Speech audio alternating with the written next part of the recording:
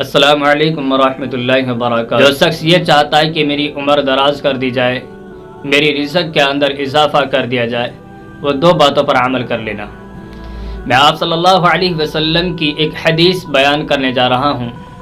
ہر انسان جھوٹا ہو سکتا ہے، قرآن اور اللہ کا نبی جھوٹا نہیں ہو سکتا۔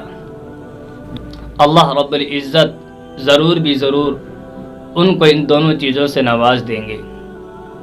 نبی کریم صلی اللہ علیہ وسلم نے ارشاد فرمایا، جو انسان چاہتا ہے کہ میری عمر دراز کر دی جائے تو وہ شخص اپنے ماں باپوں کی خدمت کر لے، اللہ رب العزت اس کی عمر دراز کر دیں گے۔ اب انسان اس کے اندر سوال یہ ہوتا ہے کہ اللہ نے جب تقدیر کا فیصلہ کر دیا تو عمر دراز کیسے ہو سکتی ہے؟ سب سے پہلے میں آپ لوگوں کو بتا دوں، اعمال کی بدولت تقدیر کے فیصلے بدل جاتے ہیں۔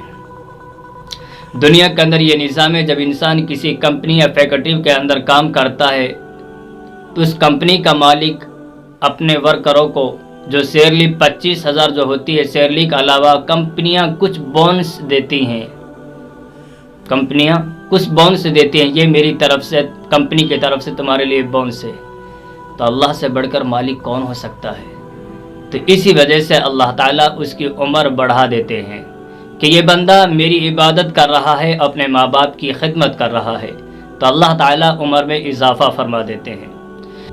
جو انسان چاہتا ہے کہ میری روزی کے اندر برکت اور اضافہ ہو جائے، وہ اپنے رشتہ دار اقارب سے حسن سلوک سے پیش آئے، ان کا عزت اور احترام کرے، اور کسی غریب یتیم بچے کو اپنے گھر میں کھانا کھلاتے رہیے، اللہ رب العزت تیرے گھر میں کبھی فاقہ نہیں آنے دے گا۔